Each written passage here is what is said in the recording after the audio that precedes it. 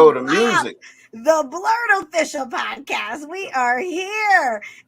We are so excited to see all of you. It has been a whole week, but we missed you. And how are my co-hosts? Hilton George, how are you doing? Oh, I'm doing fine. People in podcast land might not know this, but we record on a certain day, but we recording on a different day, trying to see if we can mix it up and make things funky. You know, we like, okay, we're gonna remix it because you're gonna think it's gonna be this day because it'll be that day, right? Oh my God. I threw the whole schedule off because that's right, you know, but it's keep everybody on our toes, right? You know what I'm saying? Like I gotta time my stuff around the garbage man my grocery delivery, but now I got like a whole different vibe going. We got like real cool high class living over there. You don't buy your own groceries, you get your groceries delivered every week. Oh, I get my own groceries. That's Big Bang Hank over there. Big Bang. Bring them to the door. I'm not interested. Yeah. You know what? I've tried those grocery deliveries and they always never find the exact, like they always find, it's like too many substitutions. So it pissed me off and I'm like, I'll just go get it myself. Because obviously y'all don't know what this is. Like, come on now. Yeah, they be finding a whole lot of store brand stuff and they'll be like, I didn't pick that. Y'all so bougie. I know we are bougie. Christy, Renee, how are you today? Girl, y'all know I'm trying to keep my head above water, so I don't want to hear no smack from nobody. Oh, no, it's always going to be some smack. It's always going to be some smack, but I'm ready for it. You know, I got thick skin, but I'm here, and it is lovely. We had a lot of rain recently, so you know I'm still adjusting to the air. It's an environmental thing in this New York space. It's a lot of pollution you didn't expect. Yeah, like I need to be in a bubble. I need to be in a bubble. So it's not just air pollution, it's noise pollution. It's loud in New York. I actually enjoy that all the time. You could be like on the 20th floor of a hotel and still hear the garbage truck. Like, and I'm like, what the heck? Like you can hear the homeless guy yelling at the other homeless guy, and I'm like, how many people? We gotta go to heaven? Do we gotta go to heaven to not hear this? Somebody was having a fight the other day, and I'm so nosy. It's like, oh, what? So we go a little closer to the edge. Like, no, you stay inside. You don't go out when people are fighting. I was on the roof. I was on the roof, and they were down below, and I was like, "Ooh, they are going through it, honey. It is a lot." So we gotta send Christy some binoculars. She can spy from a distance. Like, what's that thing? What they doing? What they doing over there? She could be in the safe zone, and you don't have exactly. I want the ones that like flick, you know, like opera, you know, and just sit on your nose. Look who's bougie now. See who's bougie now. You know. You gotta pick your space. We're trying to send you the Amazon telescope, and you're over here trying to get the little. I don't even know what they're called. I know, right? What are those? Bird watch. We'll get you the bird watch. Right. Yeah. See, we're gonna get you the $9.99, the $9.99 joints. That's fine. Some of the ones that I wear when I go to like Jay-Z concerts with them $75 tickets, and you be like way in the back up, in the rafters, looking at it's like you can't see the championship jerseys be in front of you. You can't see the stage because they all hanging out. You know, let's talk about these concerts here recently. Like we just lived through like weeks and weeks of everybody was going to Beyonce, and it just made me go, how much money do all these people that I know have? Because those tickets were expensive. They started saving. If you're a real OG, like you've been saving. I was like, in my mind, I was gonna win some tickets, but yeah, they it's a grip. They dropping a grip, but and it's the really costumes, like $3,000 if you wanted even a decent seat, and that's one ticket, not even you and your man. You know, it's not even like it's like. But it's even so, like, I knew a lot of people who went to like, and they've had like GoFundMes, they've had like different things. And I'm like, how the hell are you at Beyonce of all the concerts? Feed a hungry child. Yeah. And they were the hungry child. And it's like, I'll be hungry at Beyonce. Yeah. Right.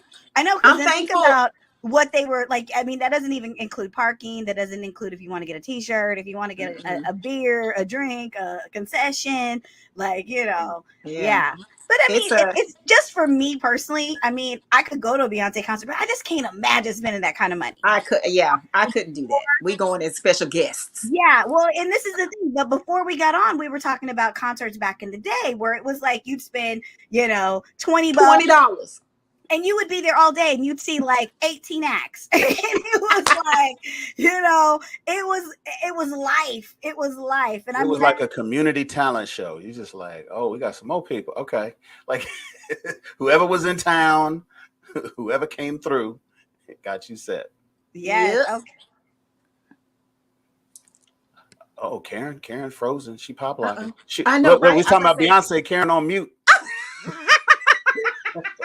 You talk about Beyonce and problems happen. You talk about, am I moving now or am I frozen? You're good. Yeah. Am I good? Because I'm like, you talk about Beyonce. The Beehive done attacked. You did. You did the mute. It was the mute challenge. You did it. You did it. Exactly. The Beehive just swarmed me. I'm sorry, guys. The Beehive just swarmed me. I will never say anything bad about Beyonce. I wasn't talking about Beyonce. Some blessings be on tickets. I was talking about the cost of her tickets. I wasn't talking about her. Like, I where's my white flag? I give up. Oh my God. Speaking of white flags, speaking of giving up, speaking of just Hilton threw in the chat this week a new show for us to watch. And let me tell you, I have watched this thing. I watched it twice, Hilton. I was with you. I watched it twice. Yeah. The assignment this week was One Piece. We got to meet the cast of One Piece, the new series that's on Netflix. My gosh. Okay, let me just first start this. Let me just say this. I am not an anime person. I mean, not even that I'm not an anime person. I just don't know anime, and like especially like One Piece and series like this that have over 1,000 episodes and have been around for God knows how long. I've never even thought about watching it because it was just too much to catch up on. Ooh. And I just don't know. Like I know people who are voice actors on these properties. I know all kinds of stuff. I've tried watching anime and it just wasn't something like, you guys know, I love dramas. I love watching Marvel movies. I'm a live action girl. So I was kind of hesitant when Hilton said, but I had been hearing like literally the streets were talking, like everybody I know was talking about One Piece. And usually when they kind of do a show like this, there's a lot of hate because they don't like it when you redo it or when you do the live action. They don't like it, but everybody was loving it. So I was like, okay, let's give it a go. But the one person who was loving it the most was Hilton George. Yes. Hilton George was losing his shit over One Piece, like losing it, like on social media, in private chats. He was just losing it. And so I was like, okay, anytime Hilton loses it, we got to watch it. We did this with Last of Us and we all loved it. So I was like, okay, we're going to dive deep. We're going to go into One Piece. Hilton, okay, I know your reaction, but tell the people what your reaction was when you saw this series. Okay, so first of all, I gotta piggyback off of you, Karen. I am not a One Piece anime fan, right? There's 1,100 episodes, 30 minutes a piece. The show's been running for 25 years. The manga ran even longer. It is the longest running series, the most top selling manga in the world. It is outsold. It just outsold J.K. Rowling's Harry Potter. What? Yes. This is the thing. This is the thing. What people don't know. This is how successful this story is. Before the series ever showed up, on live action, it was a very successful manga that became a very long running and successful anime. And it is because of that 1,100 episodes. A lot of people look at that as a Mount Everest to watch. Nobody's got that kind of time after you're 25. People have taken it on like a challenge. They fall in love with the characters. They've all said it's a really, really good series. But it's like when people say things like, oh, man, the story really opens up at episode 65. You're like, what? I mean, 650. You're like, 650. I got to go 650 episodes for some of these arcs and storylines and all this. So I never really got that much into the anime. I probably watched like 4 or 5 episodes because it came on Netflix, which it still is. So there's a bit of genius marketing happening here that Netflix has kind of stepped into. And I think they learned their lesson from Cowboy Bebop. Right. which is their last anime to live action that people got really excited about and then really let down about. Yeah. Because they kept faithful to the source material. They had the writer whose nickname is Oda, who has his face always obscured and that kind of stuff. He's like Daft Punk in that way. But he was Right. on set. He was doing rewrites. They were doing reshoots because he had the rights to the entirety of the series and the title and everything. So he went in and was like, "Oh, I don't like this. I don't like this." And they did all these reshoots, and it worked. So first, let me say, the casting is where everything works. First and foremost. If you only watch 3 episodes of One Piece just to see who the characters are and the first 4 or 5 people that are introduced, and then you watch the anime, watch the live action, you're like, okay, this is perfect casting, perfect script, perfect direction. And that is where everything starts.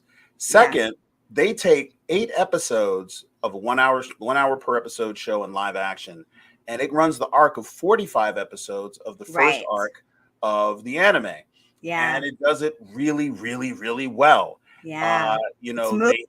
It moves and you catch the emotion. It is really, really well done. And not for nothing, but it is a very, very diverse cast. I don't know of anyone that's not represented in this cast. Even the one of the main supporting actors, the little scared guy with the glasses, is a trans male actor. Themselves. So I mean, I didn't know that. Exactly. Wow. Even I didn't know. These are all really new faces. There's not that many. I love that. Repeat actors in here. So this is a lot of introduction happening. But it's really, really well written. It's really easy to digest for people who don't know anything about the property. Right. And the lead actor, who I know you got in front of you on your phone right now. Inoki Godoy. Right. Inoki Godoy. I watched like 10 videos to make sure I said it correctly because he deserves it. All the flowers. All the flowers. This is a casting decision because the character in the anime is not distinctly Latina. Yeah. And so here you are, you got this Latino actor with this really, really thick Latino accent. Yes. And brown skin. Yeah. And just, really, really putting himself into this role and making it his own. Without him, this does not work. Yeah. Monkey D. Luffy is like the anchor. Like it's funny that the one of the scenes, the guy that he looks up to says, "We've already got an anchor," and he's wearing a shirt, and it's like, but he is literally the anchor character in this series. And what I loved is like I went and watched like one of the anime just to kind of see the energy and see, but it's like they literally this Inoki, he literally captures the spirit of Monkey D. Luffy, and it's just like a ray of sunshine, a ray of positivity, a ray of like this is the friend you want that believes in you even in your darkest hour. Like he's gonna believe in you when you can't believe in yourself. And it's just such a fun I was trying to talk someone into watching it, and they were like me going, "Oh, I don't watch anime, and I don't want to do this," and it was like me? No. Yeah, I think it was you. No, it wasn't me. It actually wasn't you, but it was someone who is like us, who was just like, sometimes I find myself, my first answer is no. And then like 10 minutes later, I'm like, okay, but it's like, you go, why do you say no? Just like watch one episode and see how you feel. But I literally had to talk this person into it. And I said, it's everything you love. It's everything you love about the Goonies. It's everything you love about Stranger Things. It's everything you love about action adventure, young cast, going against the odds, doing things that they don't even know that they can do. Pirates of the Caribbean is what came to mind for me. Yeah, exactly. But it's everything you love. Yeah, just a world building that I don't even think the anime did as good a job as the live action. Yeah, you're 100% right on that. Yeah, and so it was everything I love. So Christy, speaking of someone like you're like me, we're not into like this isn't a show. We Christy's favorite show is Handmaid's Tale. So it's like that's what she's drawn to. She's not made of rubber. She's drawn to horror. So what did it do for you? I mean, what did it do for you watching a series like this? Because we did kind of have to go, Christy, you got to watch it. It's come on, you got to do it. Y'all did some good arm twisting. Here's the thing. No, I did not finish it all the way, but I am invested now in the characters because now let me just say this. No, I am not a fan of anime, and I had to go. I'm so basic, hot child. I had to look up what manga was. So, which I understand is Japanese anime. So Mm-hmm. once I started to just really do the research, but again, I've always said this on this platform. My kids love anime. That's how I know what anime is. So I'm Mm-hmm. familiar with Naruto, and then it goes as far as Naruto for me.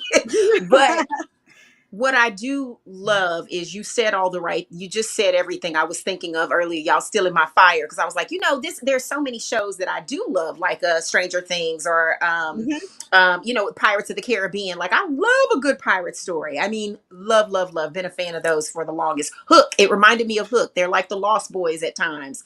And so I can relate to those things. This is visually, I love a good visual. So when it Yes. is aesthetically pleasing to me, the costuming in here is phenomenal. I'm sure we'll see plenty of, stuff at the upcoming cons that look just like, Oh, I can't um, wait. I yeah, can't that look wait. that are Cosplays representing gonna be sick. the Yes. show. And so I think it's just a really fun. It's adventurous. I mean, hell, in the first episode, when the master swordsman, the Zorro. yes, thank you with the names. He's really good. But when he sliced Yeah. that man in half, I was like, oh Lord, we showing the body parts. Because I'm thinking this is like, family. Oh, this ain't, no, it's, you got to have a strong stomach to see some of Yeah. the things. Yeah. But again, it's exotic. It's, they have, good conversation. You're right. The lead character, Luffy, is one of those, characters that, again, and because they keep showing the flashbacks to his Mhm. childhood and telling Yeah. that That story was the of, beautiful part of this show. Yeah. Those yes, flashbacks. and it makes you just be so much more connected to, okay, where is this going? So while I Right. have excitement, and I've said this once, I'll say it 1,000 more times, we can talk about it, I still got to see it. So for me, it only registers once I actually see the thing. So Yeah. I'm watching it, I'm invested. So Yeah. there's Well, that's that. I like it. one thing I think I need want to push is that you do not have to be an anime fan to watch this show. It's a Like, story. you do not, or you don't even Yep. need to know anything about One Piece. I Mm-mm. knew zero. It's a brand new I story. kind of did some research just because we were going to be talking about it and I wanted to have a deeper depth of, information. But you don't even need to know one thing. The Right. beautiful story, like you just mentioned, one of the beautiful aspects of the storytelling is that they give you backstory on our five heroes. Like, they give you Mm-hmm. backstory on this that involves the five heroes plus the supporting cast. Yep. But it gives you such depth as to, okay, why is this person like this? Like, why are they doing this? Because when you first meet Luffy, you're like, okay, well, he wants to be king of the pirates. Okay, what does this mean? Okay, and he's a little scrawny kid that it just does not even fit the bill going up against some of these monster, pirates that he's going to have to go up against. But you believe him. And then once you get his backstory, you believe him. And you're like, if we're betting on anybody, we're betting on Luffy. Yep. And it's so cool. Like, I will say I want to mention a lot of these actors because, like you said, they're new. Emily Rudd plays Nami. Oh God, I said his name 10 times too, but now it's like hard for me to say it. McKinyu plays Zoro. Taz Skylar plays Sanji, and then Jacob Gibson plays Usopp. And I mean, I love like how, like you said, in every episode it's taken us through this 45 episode arc. But each episode we see how Luffy built his team, how we Yep. built the Straw Hat Pirates. And it's just so good. Yeah. Yeah, Yeah. they did a Just really so good good. job. I think it was masterful. There's no other way to Yes. put it. Masterful how they mixed in the backstory, because you'll be watching and then all of a sudden it's 17 years earlier. Right. And you're just transported back. And there's a lot of actors in here that are playing that you don't know have certain connections, and I had to look some of them up. Exactly. So you've got one episode where the young man from what is it called, Sweet Tooth, is Yes. playing the kid stuck on the Oh. island. And Yes. you're just Yes. you're like, I know that kid, and that kid is playing that role to the T. Oh wow. And you're just like, Yes. oh, and the captain has been in so many movies. He's been in Troy. He's been in Clash Yes. of the Titans. So Okay. he's an established actor. And you're just Vincent watching Reagan. this. Yes. Yes. Zorro is played by the son of Sonny Chiba, who you may remember What? from Kill Bill as the sword Yes. maker, What? Yes. Natori. Yeah, so Yeah. Hanzo. Wow. And you there's all these connections that just kind of like make Oh, sense wow. when you watch the show. Yeah. They don't necessarily mean anything directly, but it's just like, okay. But yeah, the idea that by the time you get to the closing episode, Yeah. episode 8, you know every character in the story's motivation. You know why they're Yeah. there. There's even a symbolic, no spoilers. I don't think we're far enough ahead of it to spoil. But the last scene of the last episode actually sums all that up. Where everyone's talking about what they want to do, who they are, what they want to be, and you believe it.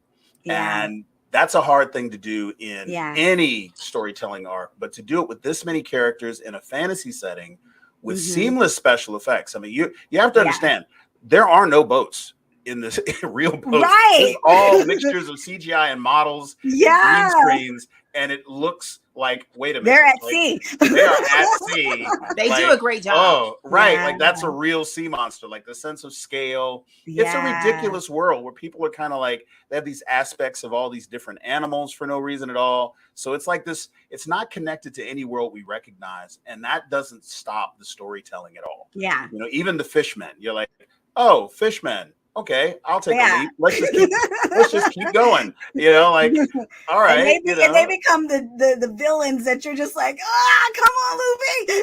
Yeah. It's so well done. Oh, and man. I got to tell you, the just like you said, Karen, you watching the message boards, and I've watched message boards every time an anime or manga goes to live action, from Alita Battle Angel to Dragon Ball Z, you name it. And boy, look, this Bob Plus, because they shit on everything. Anime fans hate live action. It's like a reflex. They hate it.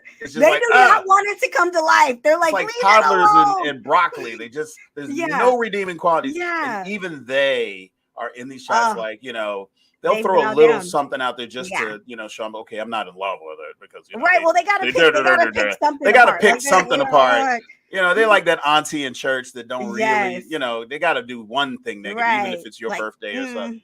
But other than that, I mean, even them, it's just to see them all quiet and just accepting the love and accepting, But I want to go back to what's happening with Netflix, because we shit on Netflix because they do not do things really well when it comes to promo and letting people know what's coming. I knew only about this because of the word of mouth, but word of mouth definitely on the front end of this. However, what they did do like 6 months ago is they dumped all the One Piece anime content onto Netflix. So you got all the series, all 1,100 episodes. You got 2 movies, all of this, and it has been there. So anyone who was like, oh, One Piece, we didn't even think about it in the context of, they're teeing certain people up to watch the live action. Well, see, what has happened here that's so unique is that the live action was so good and so well received that people are now going back and screening the anime content and even purchasing the manga content who have never been introduced to it before, because they want to get to know these characters better and get the sense of this world.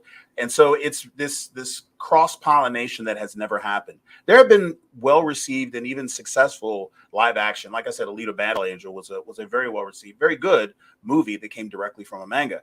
Nobody left the theaters and said, I got to go get the manga of this, right? Even because most people didn't even know. But this, people are like, okay, I see now that I've watched One Piece live action, and Netflix is like, well, here's One Piece the movie, here's One Piece, the series, and it's all very there. Smart. It's dubbed, so you can watch it without reading, and it's just a gateway drug. It's like they back into it, they kind of back like this and go, okay, now let's do. I mean, it's the seeds. Yeah, yes. It's a weird formula, but I guess it works. Well, it's never been done before. Yeah, they're kind of changing the game of how, because remember, quite a few years ago, where all of a sudden, Beyonce just one day dumped her album just dumped it, and it was just like, it's here. Go, and people went crazy, and it just showed that you can do something in a different way. If you just give it to the people, make it available, it can work. But okay, so I know, like, we talked about the cast, we've talked about how excellent they are, and I mean, I'm telling you, from Luffy to down to just the guy that comes on for 1 second, it is just that good. Like, every single person is cast to perfection. These actors are bringing it, especially if you're like, even if you're not into like live action, or you're not into an adventure story, or you're not into like, you know, pirates and fishmen and blah blah blah. I mean, there's actually some really good acting happening on this show. I mean, really, there's One going of to be my Emmys favorite flying around. characters is an antagonist who is Muggy. Yeah, The damn Buggy. clown. Buggy. I Buggy, love yes, him. played by He's Jeff Lord. hysterical. He reminds me of Hysterical. it. Yeah, it kind of puts me in the mind of Joaquin Phoenix as the Joker. So he's Yeah. got this dark side, obviously, and that whole situation in the He was circus. on And what was that he's a show? lot. He's He was on Agents of another show. Shield. He was Agents of on Shield. Agents of Yes. Shield, and he was a He's little good. wacky there. But Yeah. once I saw him coming through the makeup, and if you do get a chance to, and I'm talking to the BOP community, if you do get a chance to watch any of the anime, even if it's just like the first 8 episodes after you watch the live action, you will see how well they carried over the key elements of these characters in these arcs, and they made them scary, and it was dark. And I mean, listen, I cried real tears at 7 out of 8 episodes. I mean, I was like, whoa. When you get that Nami story, the Nami story, because like, okay, there's a moment, we won't spoil it too bad, because you're right, this hasn't come out and hasn't been out that long. But there is a moment in the story where things just turn and you question everything about Nami, right? And the only person who believes in her, or at least says, well, if she's turned, then I need to hear it from her, is Luffy, right? And so everybody's like, well, why are we doing this? But when you get her backstory and you realize what she is doing and what her motivation is and why she has been the girl, like, all the way up until this point, that rolls her eyes every time Luffy says, you're in my crew. And she's like, I'm not in your crew. And when she, like, even the first episode I rewatched, and he said, I'm a pirate. And she's like, I hate pirates. I hate everything about pirates. You realize, like, the anger and why she was this mad redhead girl running around, you know, the ocean. And you realize why she's a thief. You realize so many things, and how much deeper it is. Like, how dark you it is will, for an how anime. dark. You're like, wow. Yes. Like, you will cry, they're not Chris. pulling punches with this show, even up to this point. Yeah. You know, there's real death, there's real consequences to your choices, there's real unfair circumstances happening to good people for no reason at all. You're like, why did this person die? Why did this person lose his arm? Why did this person? It's not. There's no. Why did this man have one leg? Like, it's like oh, don't even get me started. Kristen, did you get to that? Did you get that far? Did you get to that point? See, this is the thing. I'm telling you that you're like, you're still watching the fluffy version of this. Are almost like the Canterbury Tales. They're just so like profound, and these people you're thinking they're one way, like, oh, this person's evil, or oh, this person is really dark and sinister or something, and then you find out, like, oh, they're just rough, and they're good people, or they want the best, and they're going about it this weird way. And this is the thing that I describe Luffy's character as, and it just hits it right on the nose for me. Everybody doesn't agree. He is a lovable sociopath. So hear me out. Like, take away the lovable part. Why is he a sociopath? I don't want to think of Luffy as a sociopath. He is a sociopath. Right? Classic sociopath. He is not listening to anybody else at all. Like, you're a member of my crew. I kill pirates. He keeps saying that. Anyway, and he's keep moving. He is not registering other people's needs and wants. And, like, I know what you think you want. I know who you think think you are, but you're a member of my crew. Get on the boat. Right. Like, he's like that the whole show. Right. But he's lovable because he does have everyone else's best interest at heart. He does believe in people. He just sees people, and this is the definition of sociopath, is that people are like chess pieces on a board.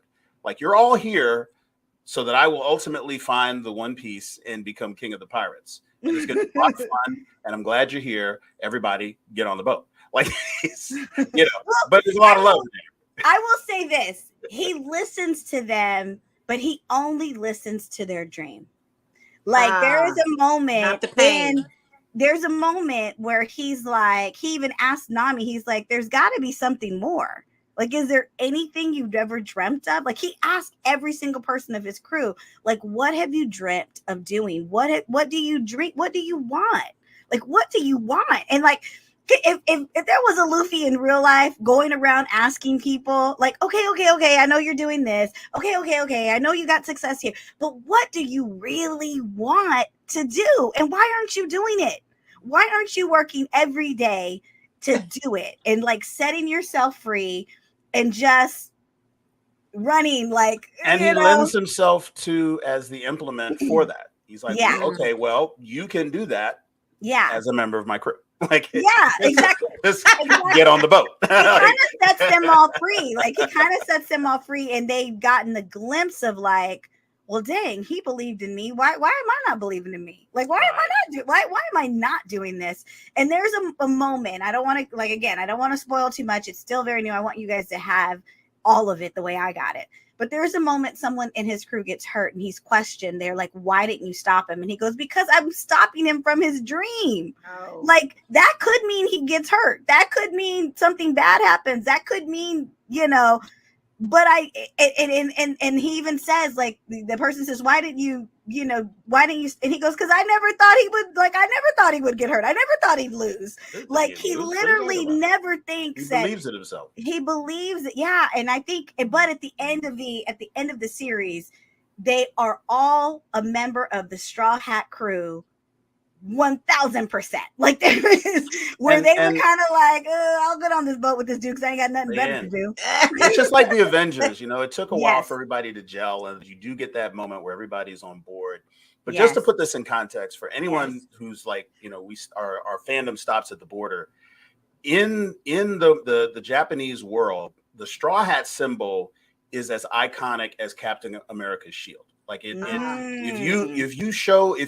saw a guy with a shirt at a conference and it was part of his logo. That was the One Piece straw hat. Wow. And it was part of a larger logo, but then that was all it was there. And it was just like a dog whistle. Like, everybody was like, oh my God, I know what that is. And he's like, that's what it's for. It's a dog whistle. If you know what this is, you're somebody I'm supposed to be talking to, because I do stuff in the nerd space. And it's just that iconic. And you see the power of that story as the hat goes from person to person. You notice that when Shanks puts it on Luffy and he's crying, because he knows what it means, even as like a 5-year-old, like to be given this hat. And then there's a scene where he gives it to someone else, at least temporarily, as a symbol of this is how much I believe in you. Yeah, like, and it's just like, the power of those moments. So everything, when we say straw hats, we're going to throw that term around a lot in the States. But when you say straw hats, you're talking about like top tier branding overseas, like the manga, anime, Japanese world. Isn't it crazy? Like, the level of success. Like, I didn't even know the level of success, like it outselling Harry Potter and this and that. But it is so linear. Like, it's so just like a certain group of people have been privy to this.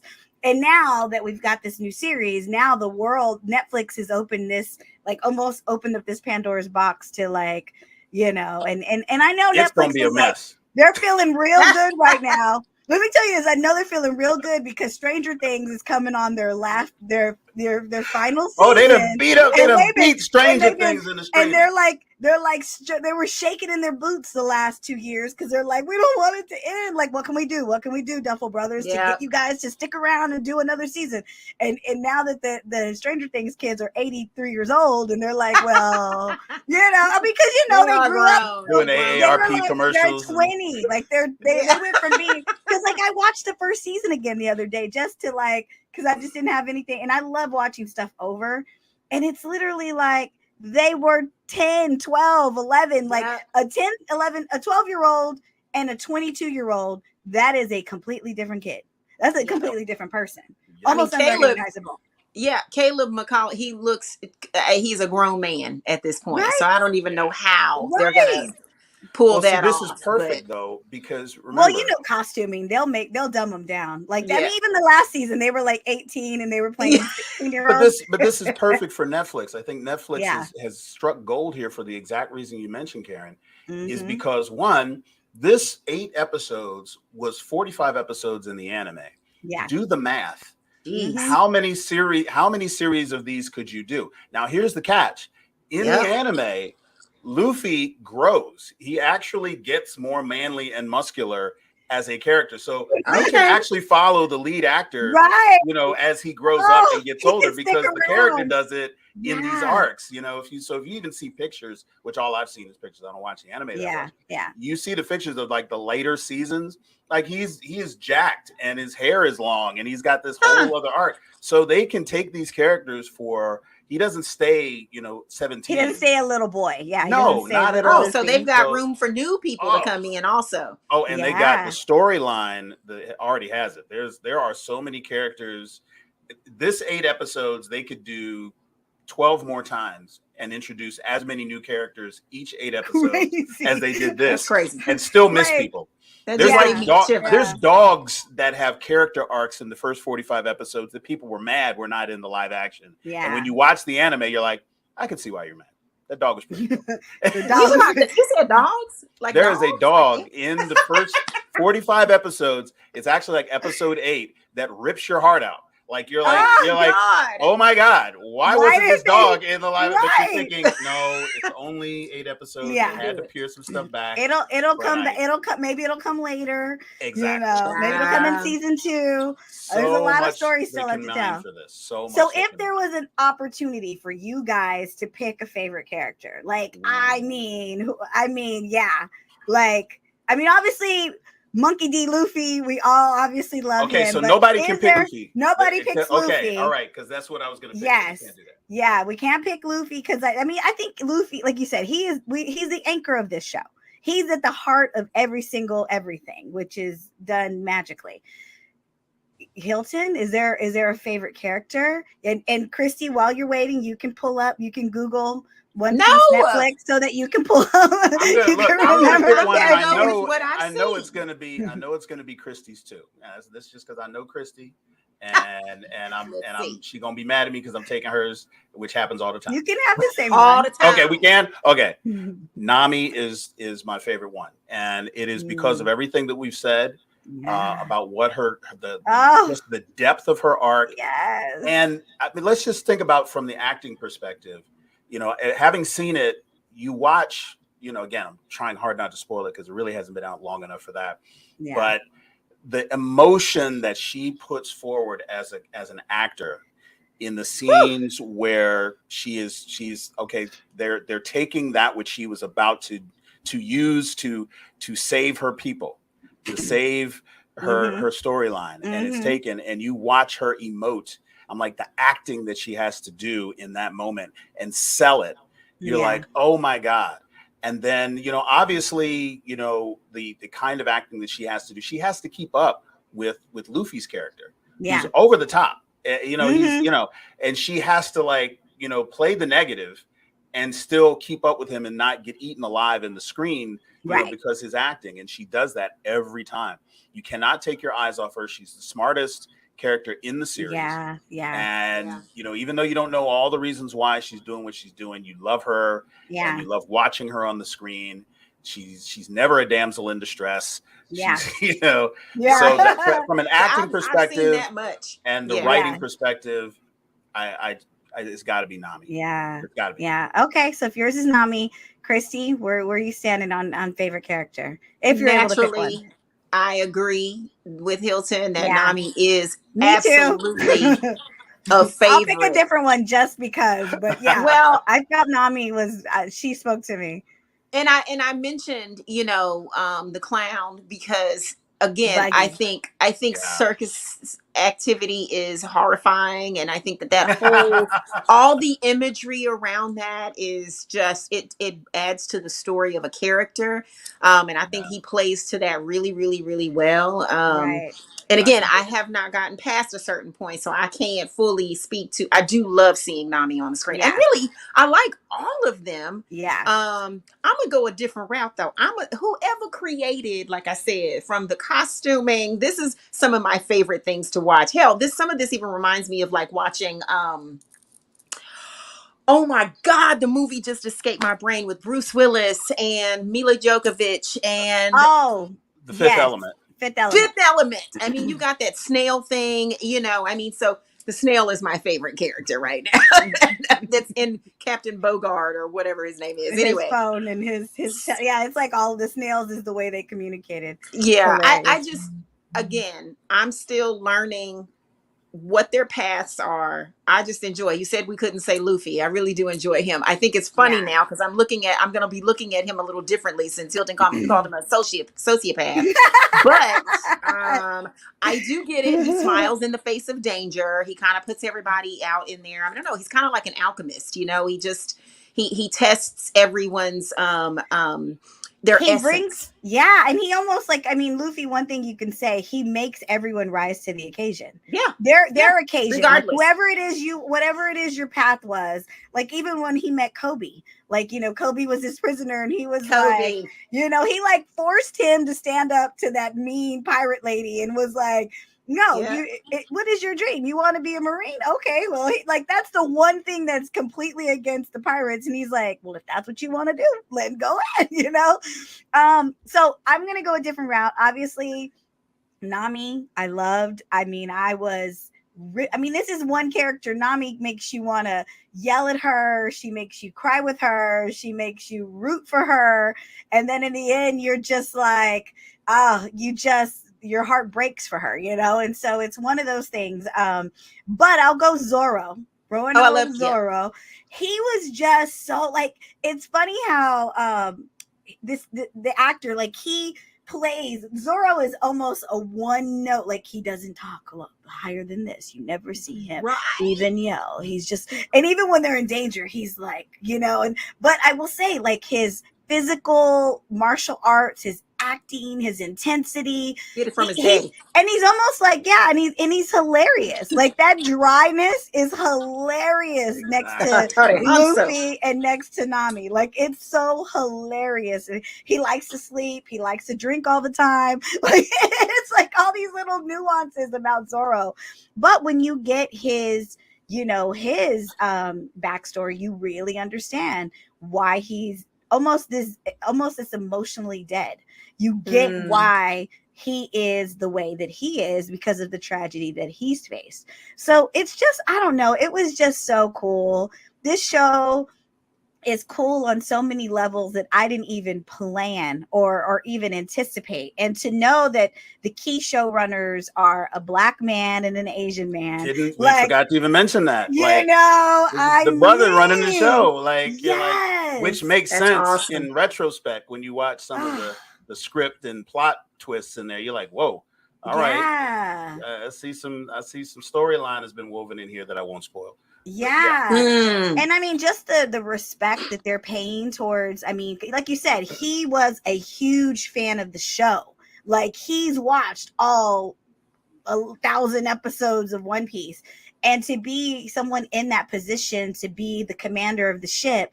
But he, the interviews I've watched of him, he's in such I love it so much, I must respect it. We have to respect the original story. Yeah, we're gonna, this is an action adventure and we're casting, but it's everything that they decided still supports this original story. And I think that's why none of the anime fans were online shredding it. They can't, even when they complain about something, it's almost comical because you could just be like, oh, you just saying something, just say something, because you're just used to being you're just used to being contrary. You're just used to being you're one of those people where it's like, oh yeah, the sky is blue. Is it really? Is it it's can we not argue about one thing? Come on. We know the sun rises and sets each day. We know the sky is blue. Like, let's not argue about the shit that's been already. Like, we know. Basic. This is fact. This is fact. This series, Karen, and I posted about this. You probably saw it. I gave it probably the highest praise that I didn't think about it at the time when I said it. I gave it the highest praise by saying that this is my new Scott Pilgrim. And if you know me and you know Scott Pilgrim is a movie that I could watch every day back to back. It is equally, it never becomes less entertaining, regardless of how often I see it. It is always the same high. It's always the same serotonin. It's just the characters, the story, every moment of it is just right there for you. Mm-hmm. And it annoys the shit out of everybody who I'm around. And, I'm like, oh, it's on. Sit down. Everybody shush. Shush. Movie time. Phones down. Movie time. Whatever. And I'm like, you know what? I feel like this is going to end up being that occupying that same space for me, because it's so rich and there's so much. Again, I watched it, binged it, and then I went and I was watching it with family, and I was sitting there like, I just watched this because I was a whole weekend, and I was like, I just watched this whole series again, and it was even more because it was stuff I missed. It was even more interesting and even more entertaining, even though I knew exactly what was going to happen. And all the performances and all the storylines and all the plots, everything was just as entertaining. And I said, oh my God. I said, this is going to be that series that I'm just going to be watching and just keep binging and it's just going to stick. And then of course it's just going to be a gift that keeps giving, because season 2 is already written. And as soon as the strike is over, they're going to start shooting. Yeah. So like next year, this time, there'll be another one. Just think about it. We're right up where the last one left off. Yeah. We're going to get more One Piece. We're going to get Wednesday season 2. Woo! And we're going to get the final season of Stranger Things. Like, Netflix is kind of coming with it. Like, they got some bullets in the chamber. Call us, Netflix. Shout out to Hulu, because I know Handmaid's Tale is coming too. Yes. That's my shit. Oh, is it? Yeah, okay. Yeah. And shout out to all the actors and writers who are on strike. Yes. I'm one of them. Like, shout out to them, because the reality is they're fighting for things that could change the life. I mean, all these series are highly successful, but it hasn't trickled down to even the actors and creators. And it's like, how is that not possible? How are the actors and creators fighting for their place in this business when, like, we're talking about a show like this and all we've been talking about are the actors who have brought these characters to life spot on, and the writing that was done so magically. Like, they've converted me into, I can say I actually am a fan of One Piece. I am not an anime fan. Right. Like, I'm watching an anime live action show. How is it? Like, that is a miracle. That is a miracle within it. Yeah, exactly. So it's like, and you think about, like, how has the wealth and the success and just the bare bone basics of a living not trickle down to actors and writers. So how you a writer on a hit series show and you're not sure where your rent's coming from next month? Like that. You don't have health insurance. That's ridiculous. And you don't have health insurance. Somebody broke it down in a way that really should make sense for anyone if you're ever wondering what is being fought for. Yeah. The top executives of all of the studios for which SAG-AFTRA is striking against, those top executives could forego 2%. 2%. I posted this on my page. Of their gross pay, and it would resolve everything that they're asking for. Think about what 2% is. That is 2 cents on the dollar. 2 cents on the dollar, and the answer is no. Mm-hmm. Of all of these movies, think about every Marvel movie you've watched in the last 20 years. Think about all of these series on Netflix and Hulu, and these actors and stunt performers, the people who aren't making $1 million. The key grip, like these people who are putting the CGI together so that it looks flawless. So you have people who really are flying, and boats that really are sailing, and monsters that really are fighting. Like all of that is happening because of people whose names you might not know, but are struggling because greedy execs don't want to give up a little bit off the top to make everything okay. And this isn't just Hollywood. Like, it's like UPS. Oh, yeah. It's like Starbucks. It's like Amazon workers. It's Walmart worker. I mean, it's Google. Literally Google. It's like all of these companies. And one of the guys that I follow, I love him. Robert Reich. He's a, and Robert people. Reich. Yeah, Robert Reich. Yeah. Yes. Mm-hmm. He posted Oh, yeah, today. he's good. He posted today. He goes, when workers demand fair pay, there's an uproar. But nobody bats an eye when a CEO pays for skyrockets. Yep. Funny how that works, huh? And then he even goes even deeper, like where, you think of like GM, they're making 29 million. The CEO of GM makes 29 million a year. Ford 21 million. I mean, it's like, and then these companies, how is it that, the workers are not, does a CEO really need $29 million a year? Like when you think about the workforce, like people are making life and death choices at the gas pump, at the grocery store, where they're like, okay, if I buy this, then we don't have no money for the rest of the month. Like it's not even like everyone's a couple of tragedies away from catastrophe, even people doing well. So it just really makes you wonder. So and so I know we celebrate these shows, but I really, really, really hope that if you're in love with a show like this, think about they're on a network that is at the heart of the problem. They've kind of erased residual income because on these streamers, they're like, oh, we don't know how to keep a track of it. We don't know. But they know how successful it is. They know how much they can give these CEOs for new planes, boats, trips, automobile. Like, it's like, come on. So, 100% right. As soon as the strike is over and the actors and writers get what they want, I'm putting that out there, get what they need, get what they want, then we're going to get some really cool shows. And I can't wait. I can't wait. So much talent. It is. Greed is something else, ain't it? Yeah. Ooh, it's the devil. It's evil. It's evil. Literally evil. It's evil. It's evil, man. Yeah. So next time you want to troll and get mad because somebody posted about the strike, think about what you're talking about. You're literally supporting the 1%. You're supporting the hierarchy. Yeah. And we're going to be coming into an election year next year, 2024. Mm-hmm. And I posted about this too. I think that, especially people in the Rust Belt, people in the Midwest, come from, these manufacturing hubs, et cetera. Where they're barely clinging on to life. Clinging on to life, suffering from opioid addiction, crises, all kinds of things happening, in these rural areas, who are caught between voting, for advocacy for unions, which is what they need in order to get what they want and what they deserve for the work that they do, and make these CEOs and corporations make decisions that benefit regular people. Mm-hmm. But then there's also guns, gods, and gays. And you are out here voting, your Jesus, and I understand it, and I respect that to a degree. But at the same time, you can't have your cake and eat it too. You have to think about what are the policies. Forget about personalities, because I know everybody's like, oh, politicians are the same, blah, blah, blah. Look at the actual policies that the elected or soon to be or vying to be elected leaders are advocating for. And what does that mean for you and what you have to do at your house? And think about voting for your own interests. And that means people will be in office who can advocate for you, so they're not busting unions. Because there's a lot of people out here who are striking, but won't strike up a union at their workplace. It's a conflict that has been set up by the top tier. So it's like, hey, we're going to pit poor people against each other, so that when anytime we come together, you start talking about unions, we're going to throw in some words that scare you, like communism and socialism and all this, and make you pull back.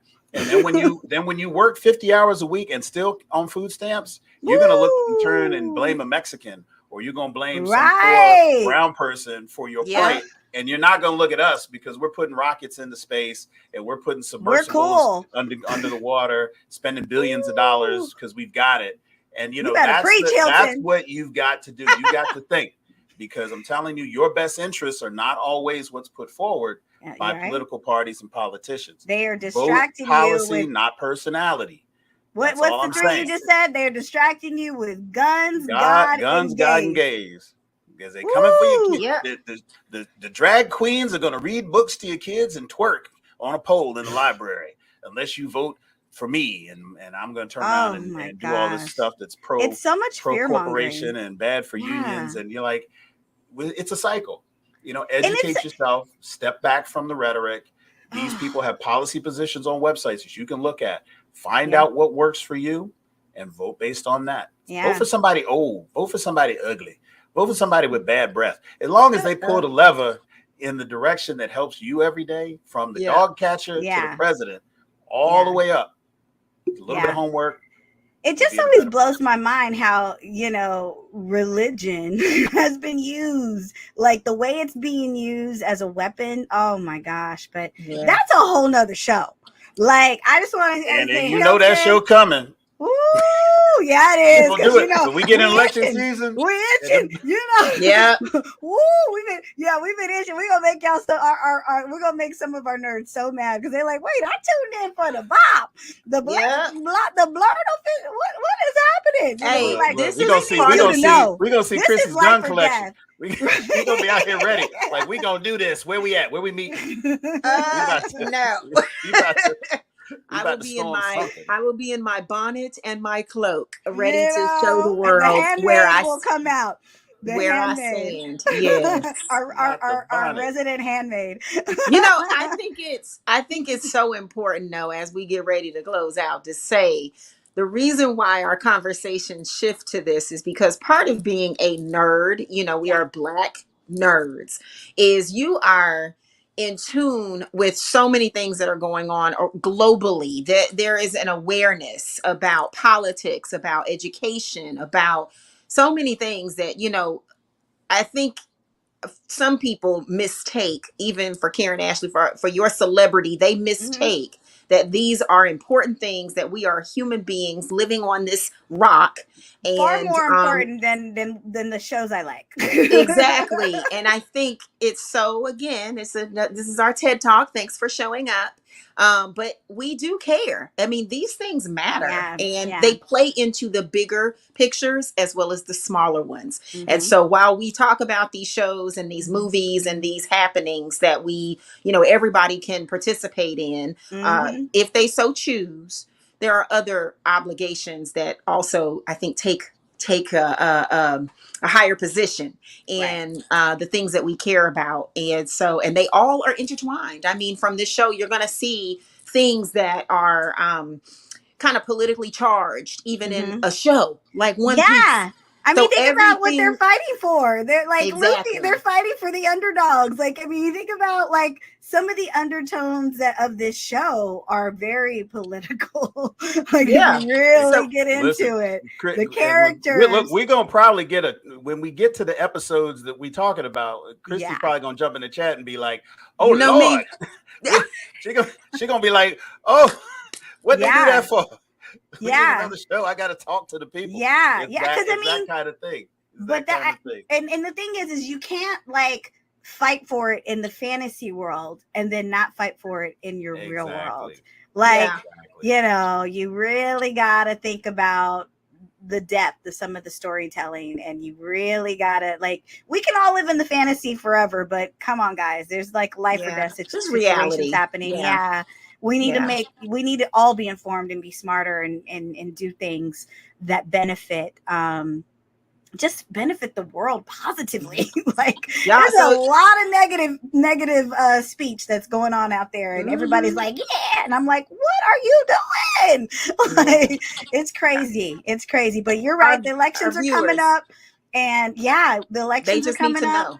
And we're gonna have some politically charged episodes that need to happen, because if nothing else, if we can at least open the door to the conversation, or we can at least crack the mind to thinking a different way and seeing something in a different perspective and seeing how it affects people like us, people that you've grown to love, and people that you like to watch every week, I think it's worth it. I think it's we're gonna go there. So. And again, we're gonna dismiss those. Again, I get super offended when people think that, and again, I go back to this. I use you as an example, Karen. They think that you are just supposed to shut up and act, and I think that is the most disrespectful, terrible, egregious offense that you can enact. You can throw at project on somebody, and I just will not stand for it. And we have a platform for a reason. And if we got to do a whole other show and talk, we've done it before. because we've had these conversations before. This time last year, and when you we were see gearing how up, people, when I post something, they'll troll, they'll quickly turn and be like, you I know, like I know. you, and do, and I go, well, you ain't gotta like me. You ain't got to stay. Go back under your rock. Yes, thank you. So I'm glad we have these conversations. I'm glad we can shift those the fun stuff that we talk about, because again, reality is still happening right around us as we speak. So it's important. You know, we keep it real on the BOP shit. Yeah, we do. Oh my gosh, guys, we're at the end of the show. Oh, we burnt the hour up, didn't we? I know we did. It was such a great conversation. The New York Minute. If you have not seen One Piece, this girl over here, she's in the New York Minute. If you guys have not seen One Piece, watch it. You do not have to be an anime fan. It's just a good movie. If you've liked Stranger Things, if you've liked Pirates of the Caribbean, if you've liked the Goonies, like, it just has all those elements of adventure, of you're just rooting for these you're rooting for this team, you're rooting for the Straw Hat Pirates. Watch it. Any last thoughts before we get off? Anybody? No, I'm ready to pick up the next. We got some more Ahsoka. We'll talk about maybe down the road. Some amazing episodes. Episode 5 was dope. I want to talk about that one time. Yes. But that'll be BOP Plus. Yes. We're gonna get BOP Plus for all of those. That'll be in a future episode. Love it. But Hilton, you're like 2 or 3 for 3, or I don't know how many you've thrown in the chat, but Last of Us, yay. One Piece, yay. So keep them coming. Look, fried chicken and television series and movies is my gift to the That's it. And we love you for that. Hilton's that is all Hilton's you need. Been cloned with the fried chicken. Yes. Oh yeah, they killed Tyrell. Yeah, that one was. It's like, we love you for that. So Christy, Christy's gonna throw some dark stuff at us soon. So I am. Watch we're this. Excited. October is coming. So all the scary stuff, we got to go see really early in the morning. We got to go see The Nun 2 is freaking phenomenal. So I ain't had a chance to talk about that, but I'm gonna let you, Dana, and Hilton do that. I'm gonna be off that week, and y'all can go see it. I ain't seeing nothing. I ain't seeing that. I ain't having nightmares for the rest of my life. I'm looking forward to The Exorcist 2. The Exorcist is coming out. Oh my God, that's gonna Dana be so good. will be guest hosting. I will find y'all a celebrity guest host to come in and sit in for me, so that y'all can. And I'll just be like here chilling. I don't even want to. I ain't gonna watch the episode. I'll be honest with you. I won't touch it because any part of it, I'll be like, I got a nightmare. Well, guys, we are out of here. We are the BOP, the BLERD Official Podcast. We love you.